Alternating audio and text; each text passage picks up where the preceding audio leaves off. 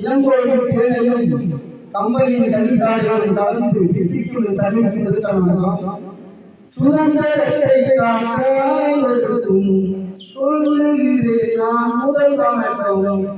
அம்மா மாதிரி வாய்ஸ் நல்லா இருக்கும், வாய்க்காலும் நல்லா இருக்கும். அதே போல அம்மா இந்த ஸ்கூல்ல பார்த்தோம்னா ஒரு சதுரங்க ஆட்டம் மாதிரி இந்த ராஜா இருக்காங்களா, ராஜா எந்த வேலையும் செய்ய மாட்டேன். ராணி ஓடுங்க ஓடு சிப்பாய் ஓடு எல்லாம் ஓடுவாங்க. ராஜா ஒரு ஸ்டெப் மட்டும் தான் இருப்பாரு. அப்ப ராஜாவுக்கு என்ன வேலை? எல்லாரையும் வேலை வாங்குறாங்க. எல்லாரையும் அந்த அதை வந்து கரெக்டா அம்மா செய்யறாங்க, சிறப்பா செய்யறாங்க. இந்த ஸ்கூல்ல நான் 3 வருஷமா வந்துட்டு இருக்கேன். ஆனா இப்பதான் நம்ம இசையாசிரியர் வச்சு அழகா பாட்டு பாட வச்சு சூப்பரா நானே இருக்கேன். எல்லாரும் நாம தான் பாடுவோம். இந்த மாதிரி எல்லா ஸ்கூலும் பாடுறாங்களே இல்லையே, இன்னும் இசையாசிரியர் இருக்காங்க. ஆனா அம்மா சிறப்பா வேலை வாங்கிட்டாங்க. அதே நேரத்தில் டிவி சார் தொடர்ந்து ஏதோ சொல்லுவாங்க, பெரிய பெரிய ஸ்கூலை விட சின்ன ஸ்கூல் ஒரு ஹைஸ்கூல் தான், எங்க இருக்குன்னே தெரியாது. குண்டியமல்லூர் அப்படின்னா எங்க இருக்கு, காட்டுக்குள்ள இருக்கா ஏரிக்குள்ள இருக்கான்னு நினைக்கிறாங்க. இந்த ஸ்கூல்ல பயங்கரமா பெருமைப்படுறாங்க.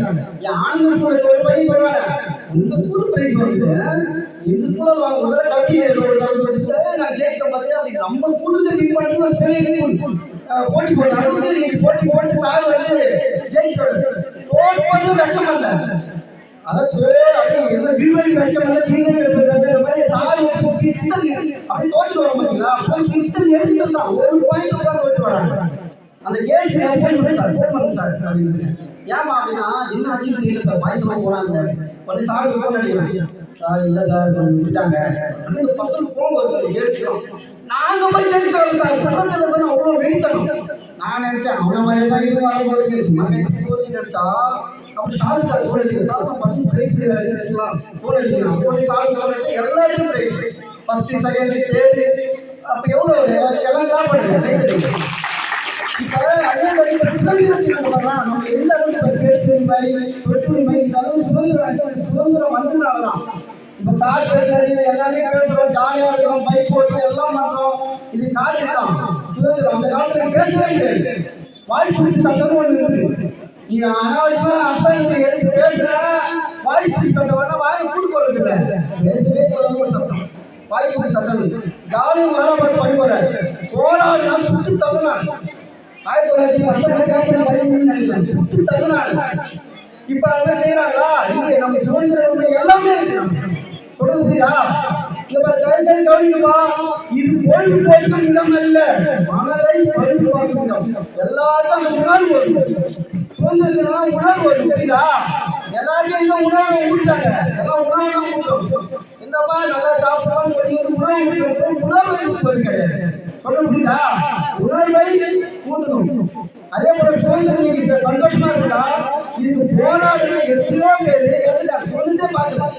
பாரதியார் எந்த அளவுக்கு தேசிய கவிஞர் வரும், பாட்டுல அச்சமில்லைன்னு பயங்கரம் பாட்டுலே பேசுறாரு, பாடினாரு, கவிதை பேசுறாரு.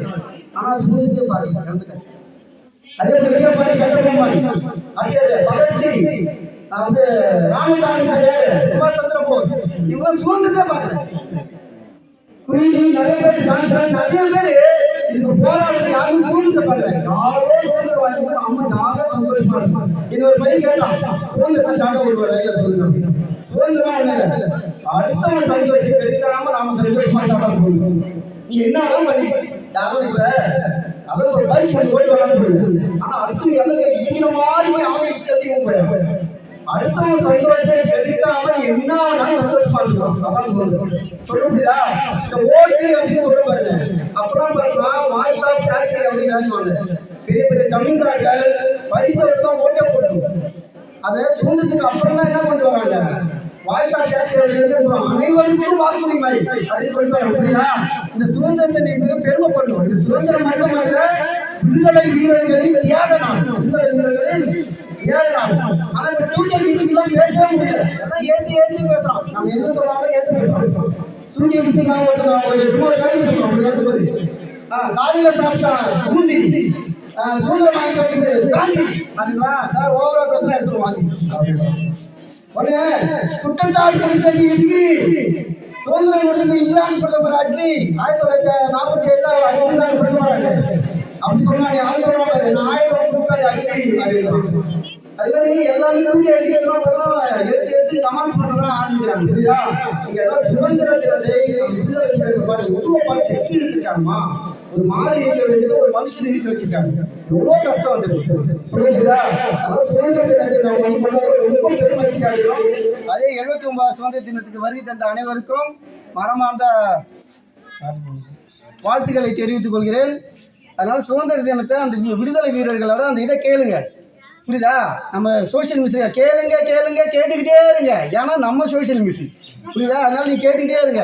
சுதந்திரத்துக்கு பார்த்தா 183 பேர்ல கொஞ்சம் பேர் தான் வரான். அட போய் என்ன கொடியை ஏற்றுவாங்க அம்மா, ஒரே ஒரு ஜாக்கெட் கொடுப்பாங்க. அப்படி இருக்காது. அந்த உணர்வோடு வாங்க. இந்த பூமாப்பட்டியாரன்னு சொல்கிற மாதிரி ஏங்க சுதந்திரத்துக்கு வாங்க அப்படின்னு கூப்பிட்ற அளவுக்கு வைக்கிறாங்க. நீங்களா வரணும். புரியுதா? நீங்களே என்ன பண்ணணும்? சுதந்திரத்துனா அந்த உணர்வு வரணும்டா. எல்லாம் சின்ன வயசுல யாரிடம் வருகிறாய்? தங்கம் என்னும் செங்கலும் தழுதோங்கும் பூமி எங்கள் பூமி காட்டை கழனியாக்கி கல்லுக்குள் நீர்களும் உழைப்பெண்கள் மானம் கட்டவனே யாரிடம் வருகிறாய் அப்படின்னு 7th படிப்புல இந்த டிராமா நடித்தேன். வீரப்பட்டி கட்டபொம்மா. கடைசியில் நல்லா நம்ம ஹீரோன்ற மாதிரி நான் சந்தோஷமாக நடிக்கிறான். கடைசியாக தூக்கு போடுறாங்க. நிற்க வச்சு ஒரு துணியை போட்டான். ஐயோ இருட்டா இருக்குது. எனக்கு அந்த சீன்லாம் சொல்லே தெரில. அதை ஆப்போசிட் ஆள் சொல்லி கொடுத்துறான். உங்களுக்கு கடைசியாக நிற்கணும் தான் சொன்னாங்க. நான் ஏதோ நம்ம ஹீரோ போலக்கு நான் போய் நின்னா போட்டு தூக்கி போட்டாங்க. அது மாதிரி திருநெல்வேலியில் நம்ம வீரபாண்டி கட்டபொம்மலாம் அந்த அளவுக்கு வரி கட்டணும். அப்படி ரொம்ப அநியாயம். அதான் சொல்கிறேன். நீங்கள் அந்த வாழ்க்கை வளர்ப்ப இது சந்தோஷம் அப்படின்னு நினைப்போம். புரியுதா? அதனால இந்த சுதந்திர தின விழாவுக்கு வருகை தந்த அனைவருக்கும் வாழ்த்துக்களை தெரிவித்து எனக்கு வாய்ப்பளித்த அம்மா அவர்களுக்கும் நன்றி.